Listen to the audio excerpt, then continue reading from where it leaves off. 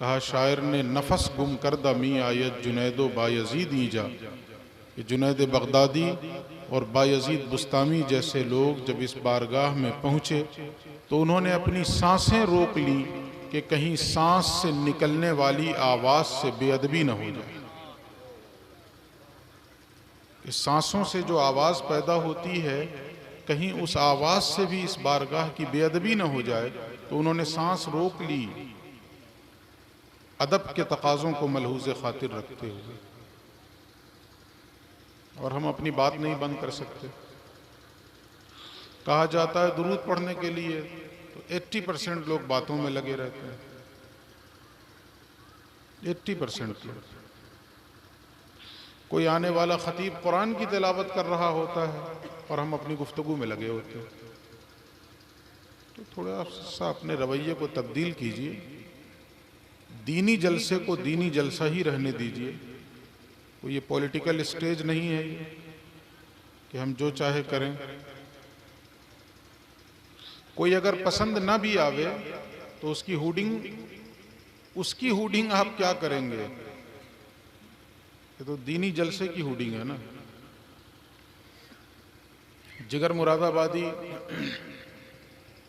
نعتیہ مشاعرے میں انہیں بلایا گیا، جب اسٹیج پہ چڑھے تو مجمع نے ہوڈنگ شروع کر دی کہ نہیں، ہم جگر کو نہیں پڑھنے دیں گے، جگر شرابی ہے، نشے میں رہتا ہے۔ جگر مراد آبادی نے صرف ایک جملہ کہا تو پورے مجمع پہ خاموشی چھا گئی۔ اس نے کہا جگر جو بھی ہے وہ اپنی جگہ، لیکن اس وقت میں جو کچھ پڑھنے جا رہا ہوں وہ نعت رسول مقبول ہے۔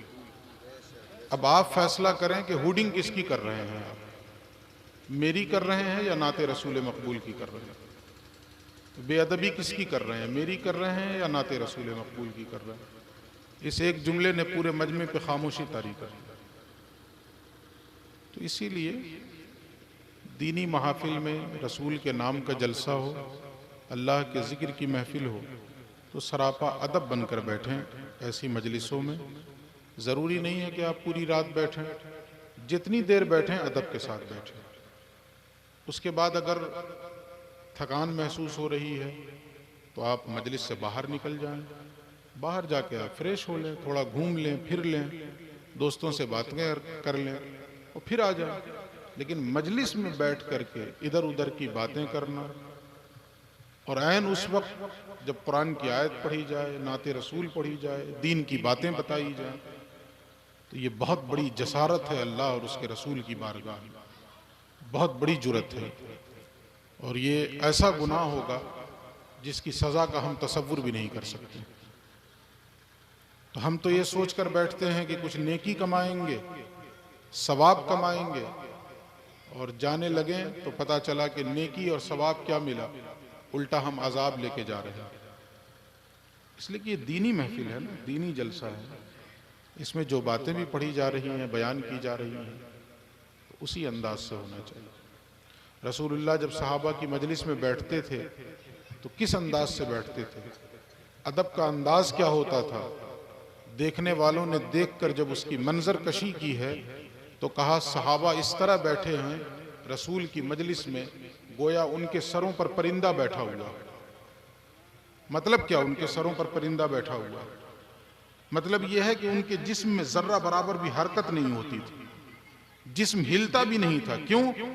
کہیں جسم کے ہلنے کی وجہ سے اور جسم کی حرکت کی وجہ سے بارگاہ مصطفیٰ کی بے ادبی نہ ہو جائے، تو وہ جسم کی حرکت روک لیتے تھے کہ جسم میں حرکت نہ پیدا ہو۔